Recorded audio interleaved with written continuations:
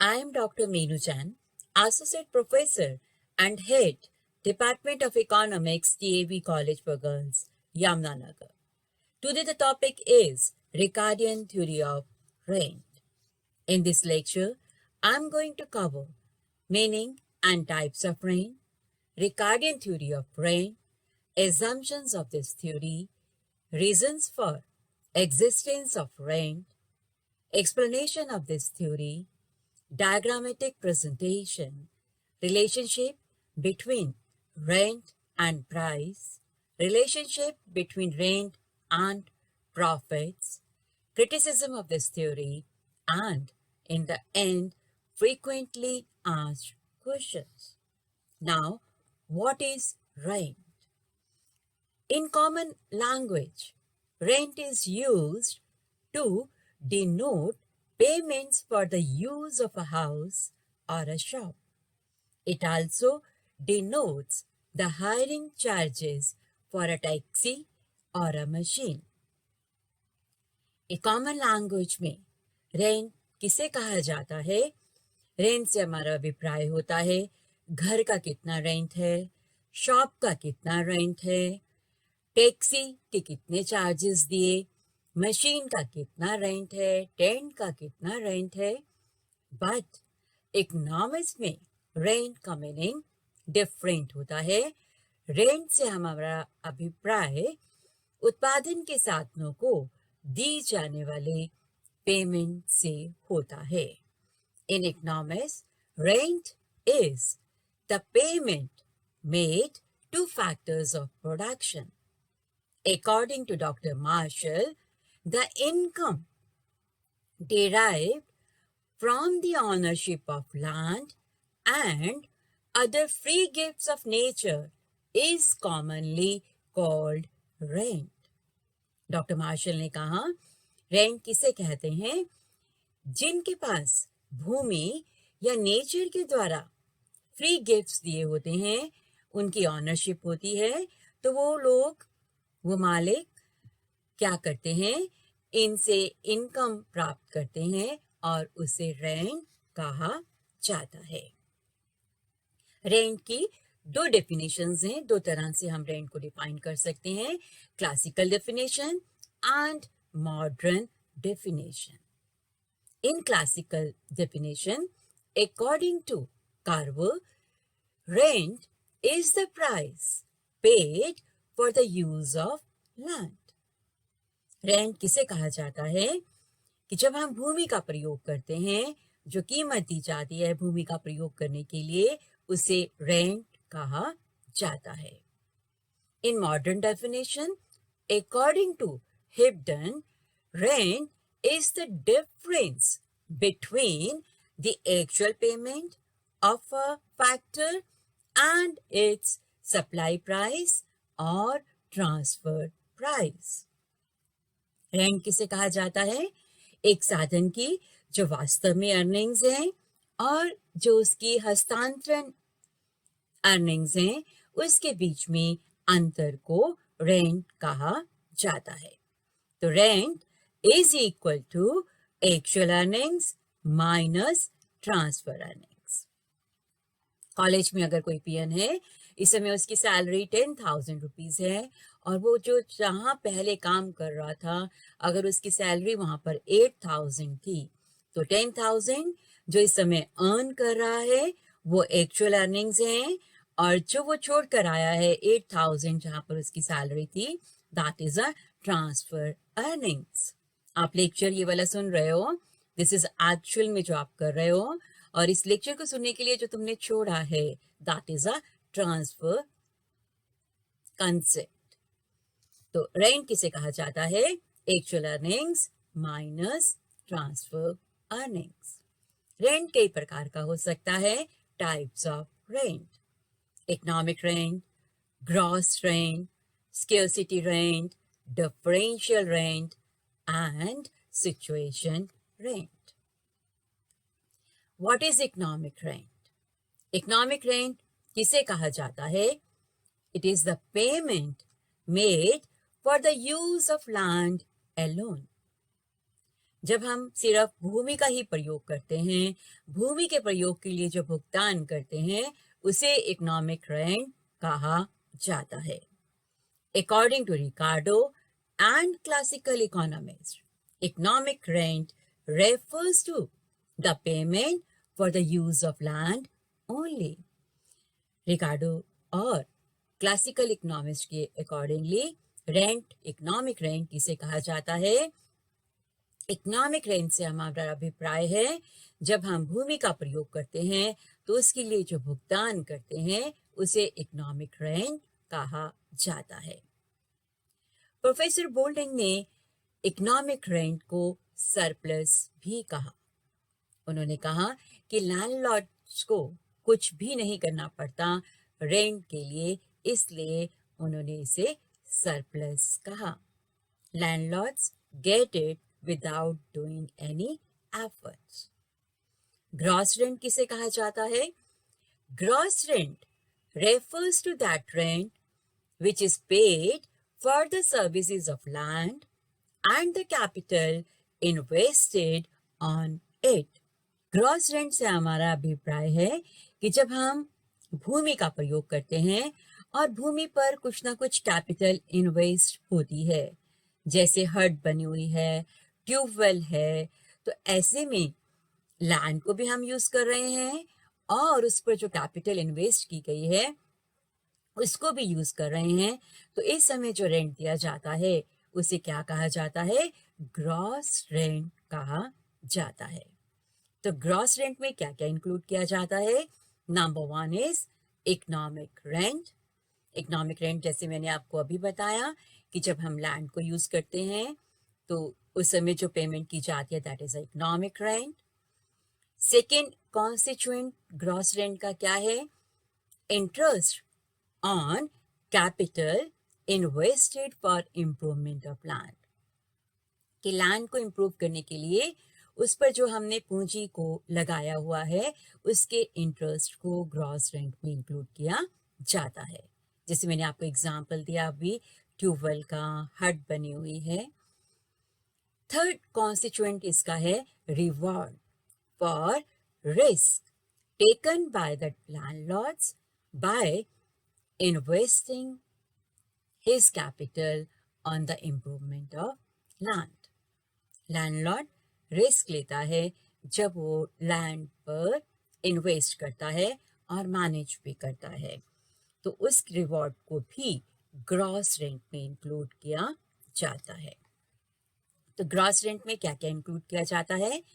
Payment paid for the services of land, the capital invested on it, wages of management and some profits. Next kind is scarcity rent, दुर्लभता लगान। Scarcity rent is the price paid for the use of homogeneous land when its supply is limited in relation to demand. Land की मांग ज्यादा है और पूर्ति limited है, मांग की तुलना में पूर्ति सीमित है, ऐसे में जो रेंट दिया जाता है उसे दुर्लभता लगान कहा जाता है, स्केर्सिटी रेंट कहा जाता है।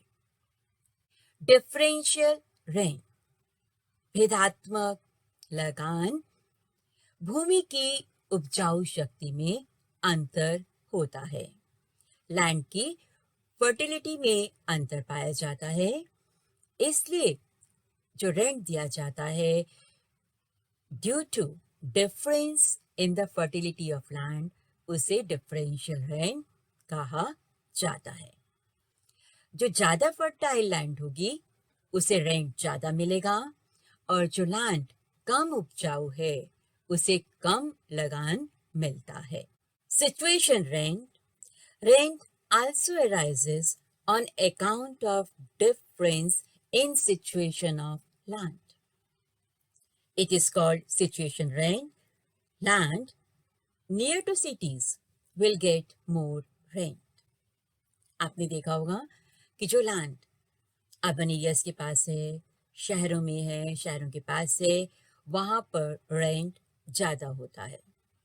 तो सिचुएशन रेंट किसे कहा जाता है कि लैंड की सिचुएशन पर डिपेंड करता है कि लैंड कहाँ पर है। रेंट की दो थ्योरीज हैं, Ricardian theory of rent and modern theory of rent.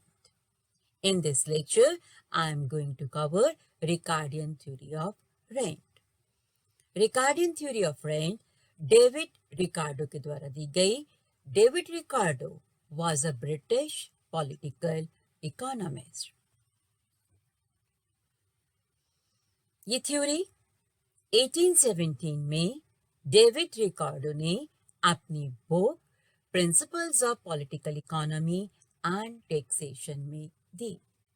David Ricardo, first of all, gave a systematic theory of rent in his book Principles of Political Economy and Taxation in 1817.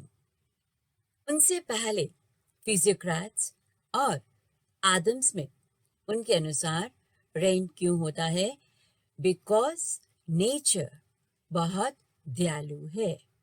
But David Ricardo ने कहा कि rent इसलिए नहीं होता कि nature बहुत दयालु है, बल्कि नेचर कंजूस है, लैंड की सप्लाई लिमिटेड है, इसलिए रेंट अराइज होता है।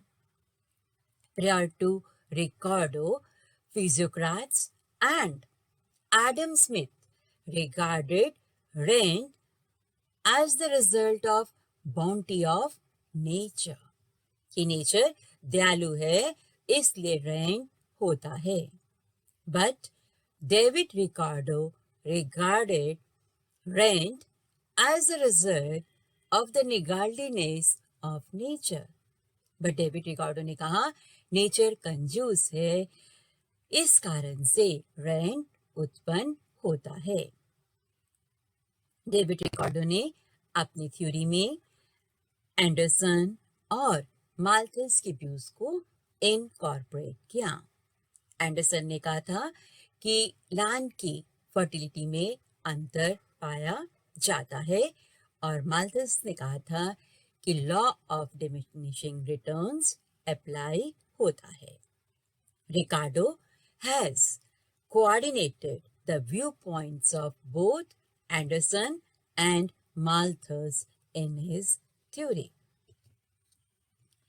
रिकार्डो ने कहा rent is that portion of the produce of the earth which is paid to the landlord for the use of original and indestructible powers of the soil. Rent किसे कहा जाता है? डेविड रिकार्डो के अनुसार रेंट क्या है कि भूमि पर होने वाले उत्पादन का वो भाग है जो किसको दिया जाता है? पेड टू द लैंडलॉर्ड, उस भूमि के स्वामी को मिलता है। क्यों दिया जाता है, क्यों मिलता है ये पोर्शन? क्योंकि लैंड में कुछ ओरिजिनल और इनडिस्ट्रक्टिबल पावर्स पाई जाती हैं। भूमि की कुछ मौलिक और अविनाशी शक्तियां होती हैं जिसके कारण से उस भूमि पर होने वाले उत्पादन का कुछ भाग किसके पास जाता है? लैंडलॉर्ड के पास जाता है और उस पोर्शन को रेंट कहा जाता है। ये थ्योरी कुछ assumptions पर बेस्ड है। Number 1 is there is difference in fertility of land. Land की उपजाऊ शक्ति में अंतर होता है। कुछ लैंड्स ज्यादा फर्टाइल होती हैं और कुछ लैंड्स कम उपजाऊ होती हैं। लैंड की जो फर्टिलिटी है उसे ओरिजिनल कहा गया और इनडिस्ट्रक्टिबल कहा गया। जो उपजाऊ शक्ति है वो मौलिक है और अविनाशी है and is cultivated in order of its fertility. इसका क्या मतलब है कि जो लैंड ज्यादा उपजाऊ है उस पर सबसे पहले खेती की जाती है और उसके बाद जो लैंड कम उपजाऊ है उस पर खेती की जाती है। From the point of view of an economy, supply of land is fixed. It cannot be changed. अर्थव्यवस्था में लैंड की जो पूर्ति है वो क्या है? लिमिटेड है, फिक्स्ड है. हम भूमि की पूर्ति को इंक्रीज नहीं कर सकते, भूमि की पूर्ति को हम बढ़ा नहीं सकते. लैंड जो है फ्री गिफ्ट ऑफ नेचर है, इसलिए इसकी कोई भी सप्लाई प्राइस नहीं है. लैंड फ्री गिफ्ट है नेचर के द्वारा और कोई भी इसकी पूर्ति कीमत नहीं है. लैंड पर केवल खेती की जाती है और लैंड का कोई भी प्रयोग नहीं किया जाता. There are no alternative uses of land. Land is used only for cultivation. Next assumption is law of diminishing returns operates in agriculture. कृषि में घटते प्रतिफल का नियम लागू होता है. इकोनॉमी में नो रेंट लैंड पाई जाती है, उस लैंड को मार्जिनल लैंड कहा जाता है, सीमांत भूमि कहते हैं. देयर एग्जिस्ट मार्जिनल और no rent land in the economy. There is perfect competition in product market. पूर्ण प्रतियोगिता पाई जाती है, एक ही तरह का प्रोडक्शन होता है और उसकी एक ही कीमत होती है. One kind of agriculture product, corn का उत्पादन होता है और उसकी एक ही कीमत होती है. Demand for agriculture product increases with increasing population. जब जनसंख्या बढ़ती है तो कृषि उत्पादन की डिमांड भी अधिक हो जाती है. कॉस्ट ऑफ एग्रीकल्चर प्रोडक्ट किस पे डिपेंड करता है? उत्पादन की लागत किस पर निर्भर करती है कि उसका उत्पादन करने के लिए कितने लेबर को लगाया गया है, उस लेबर की लागत पर निर्भर करती है. Cost of agriculture product depends on the amount of labour spend on it. Rent क्यों उत्पन्न होता है? Rent arises due to two reasons. दो कारण से रेंट उत्पन्न होता है. Number one is difference in the fertility of soil. Land की उपजाऊ शक्ति में अंतर पाया जाता है. Number two is scarcity of land as a factor. मांग की तुलना में पूर्ति सीमित होती है, इस कारण से रेंट होता है.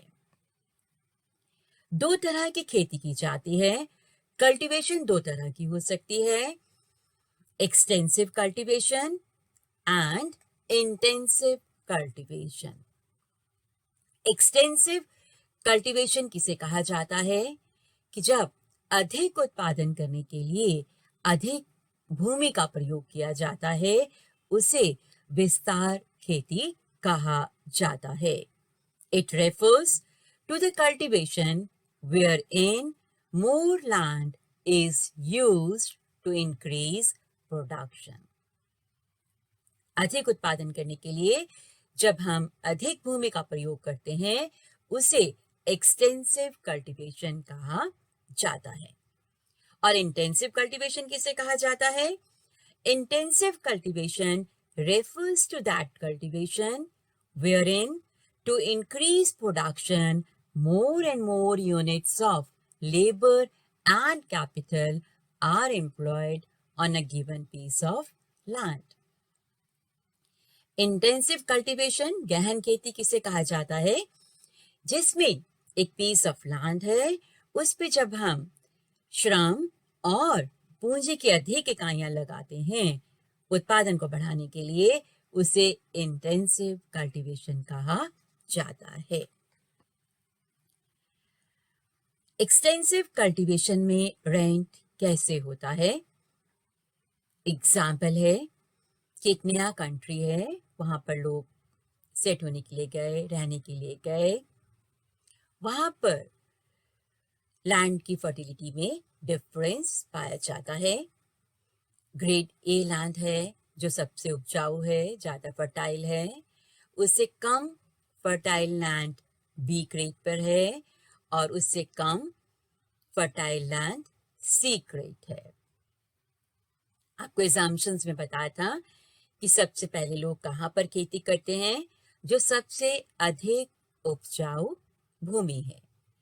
इसका मतलब है ए ग्रेड पर खेती की जाएगी। ए ग्रेड पर कल्टीवेशन हुआ, उत्पादन हुआ, लोगों ने उसे यूज किया। अब इकोनॉमी में क्या हुआ, पॉपुलेशन बढ़ गई। पॉपुलेशन के बढ़ने पर फूड ग्रेन्स की डिमांड ज़्यादा हो गई।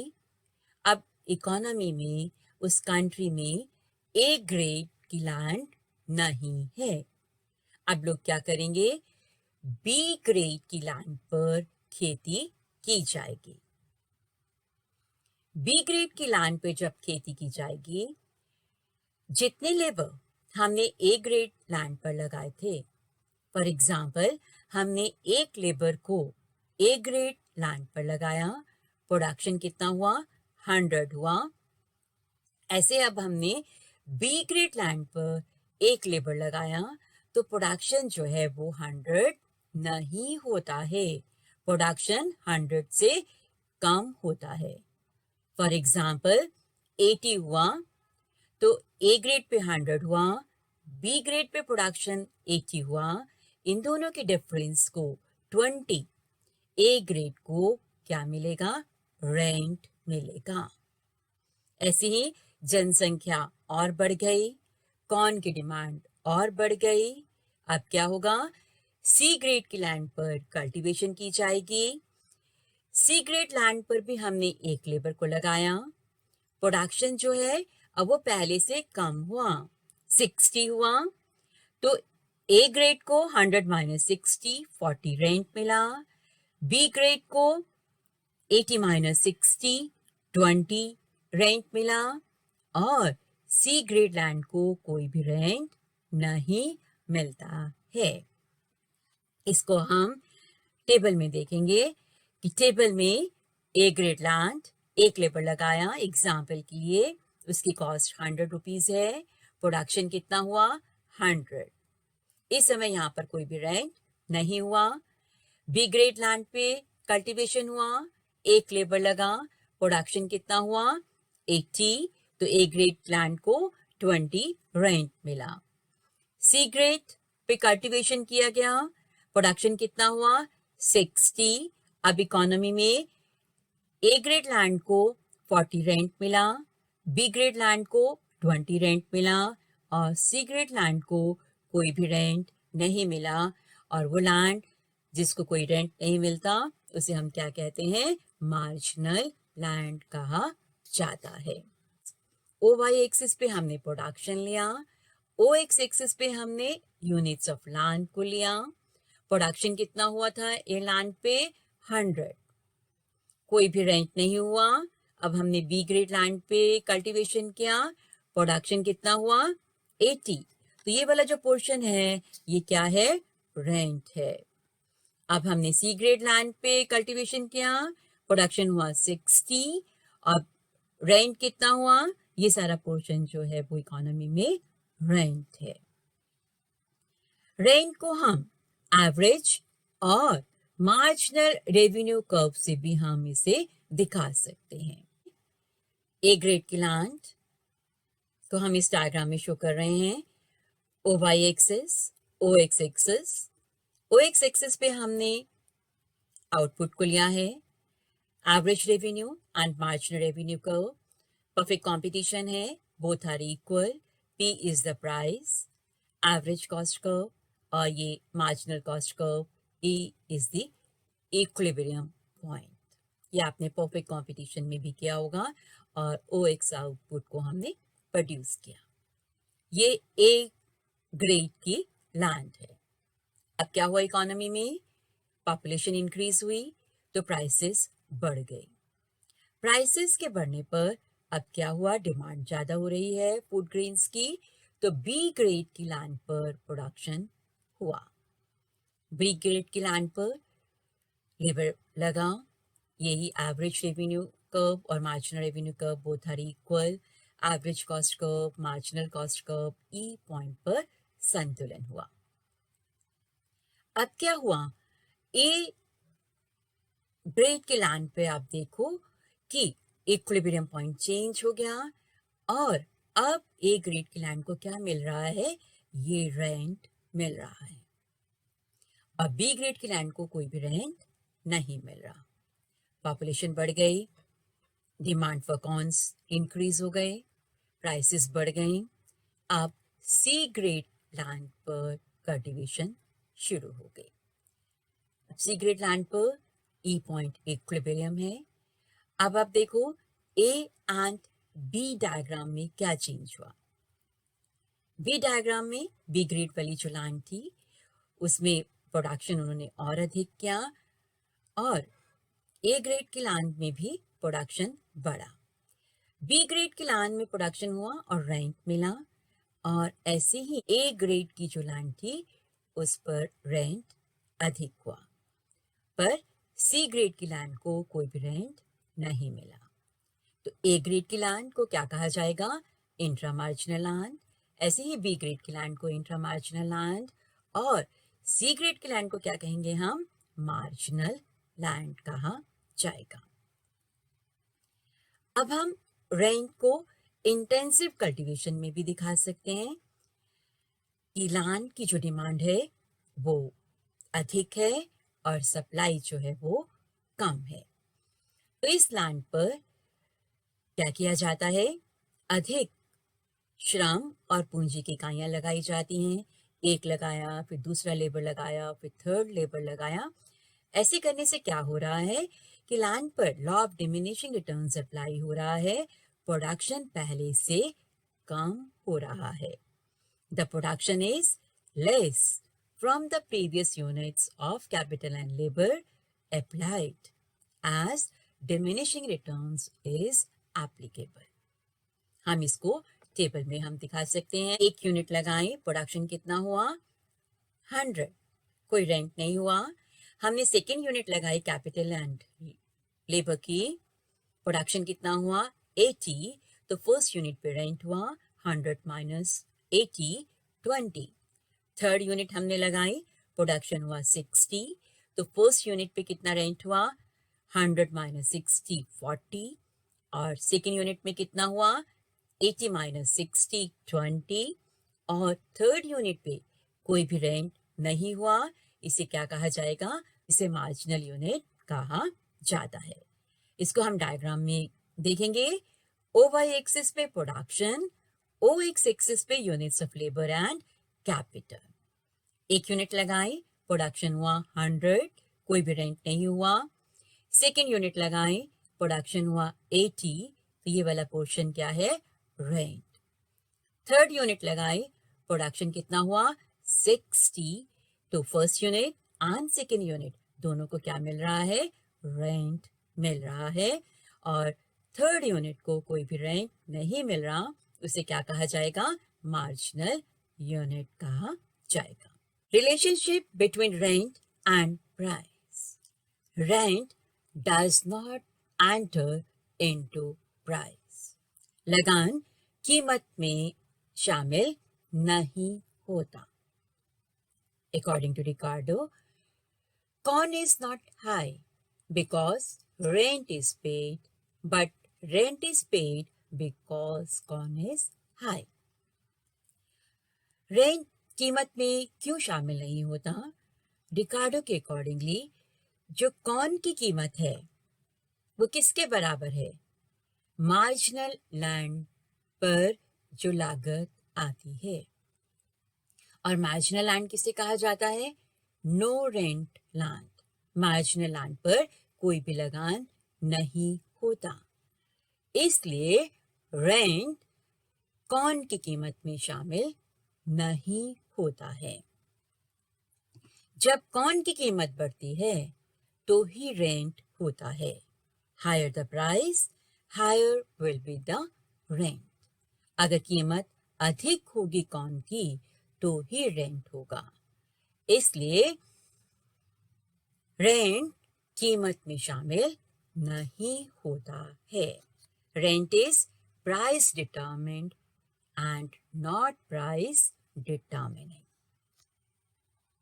रेंट एंड प्रॉफिट के बारे में कहा जाता है कि जैसे जैसे आर्थिक विकास होता है, जो सुपीरियर लैंड्स हैं उन्हें अधिक लगान मिलता है, क्योंकि पॉपुलेशन बढ़ रही है, फूड ग्रेन्स की डिमांड अधिक हो रही है, इंफीरियर लैंड्स पे अधिक खेती की जा रही है, तो रेंट जो है, सुपीरियर लैंड्स जो हैं उनको रेंट अधिक मिल रहा है।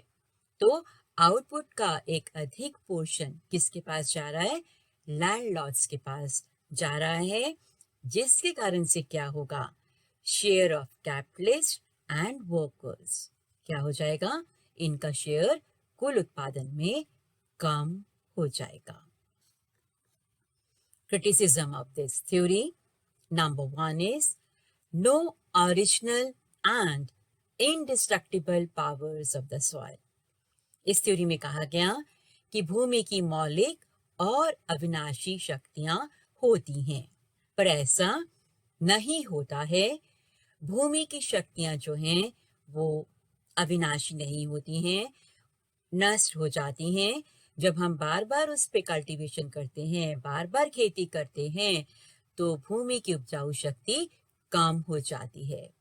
और तुमने देखा होगा भूमि की उपजाऊ शक्ति को बढ़ाने के लिए कई बार फर्टिलाइजर्स को ऐड किया जाता है। तो भूमि की उपजाऊ शक्ति जो है वो इनडिस्ट्रक्टिबल पावर नहीं है। Second, rent is not paid only for land. Ricardo ने कहा कि लगान जो है वो सिर्फ भूमि को ही मिलता है, पर ऐसा नहीं है। रेंट किसी भी साधन को मिल सकता है जिसकी पूर्ति डिमांड की तुलना में लिमिटेड है। Rent paid to any factor whose supply is fixed in relation to demand. Marginal land. इस थ्योरी में कहा गया कि इकोनॉमी में एक ऐसी लैंड पाई जाती है जिस पर कोई भी रेंट नहीं होता, पर वास्तव में एक्चुअल लाइफ में it is very difficult to find a no rent land.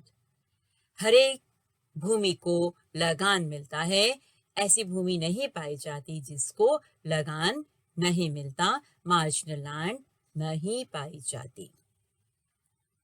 Next point is the order of cultivation is wrong. इस थ्योरी में ये कहा गया कि सबसे पहले उपजाऊ भूमि पर खेती की जाएगी, जो सबसे अच्छी भूमि है उस पर कल्टीवेशन की जाएगी। कि ये जरूरी नहीं है कि जो सबसे अच्छी लैंड है उस पर खेती की जाए। रिकार्डो के एग्जाम्पल में जब लोग नई कंट्री में सेट होने के लिए गए तो उन्होंने बेस लैंड को चूज किया, बट कौन सी बेस लैंड है ये जानना बहुत मुश्किल होता है। खेती करने के बाद ही पता चलता है this is the best land. The relation between rent and price. इस थ्योरी में कहा गया कि रेंट कीमत में इंक्लूड नहीं होता है, पर वास्तव में rent of land is a cost and as such enters into the price of the product. Rent जो है वो कीमत में शामिल होता है। रेंट जो है that is due to scarcity, because land की सप्लाई जो है वो लिमिटेड है इन रिलेशन टू डिमांड। भूमि की मांग अधिक है और पूर्ति कम है। परफेक्ट कंपटीशन पाया जाता है, ये हमने एज्यूम किया था, जबकि वास्तव में परफेक्ट कंपटीशन नहीं पाया जाता। मोनोपोली और मोनोपोलिस्टिक कॉम्पिटिशन्स वास्तव में पाए जाते हैं। भूमि की प्रोडक्टिविटी को मापना बहुत मुश्किल है। लैंड पर कैपिटल इन्वेस्टेड होती है, तो प्रोडक्टिविटी लैंड की कितनी है इसको कैलकुलेट करना मुश्किल है. Difficulty in measuring productivity of land. Simple truth, land को रेंट मिलता है एक सिंपल ट्रूथ है, पर उद्योग में रेंट कैसे डिटरमिन होगा इसके बारे में कुछ भी पता नहीं चलता. This theory does not throw light on the determination of rent in case of an alternative uses of land. भूमि के कई वैकल्पिक उपयोग होते हैं. भूमि सिर्फ खेती के लिए ही यूज नहीं की जाती, भूमि के कई और उपयोग भी हैं. आपने देखा होगा कि लैंड को घर बन सकता है, फैक्ट्री बन सकती है लैंड पर. लैंड के और भी कई अल्टरनेटिव यूजेस पाए जाते हैं. Criticism of labour theory of value.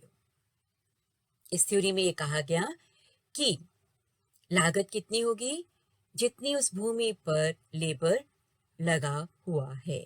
अगर एक लेबर लगा हुआ है तो उसके बराबर उस कौन की लागत होगी.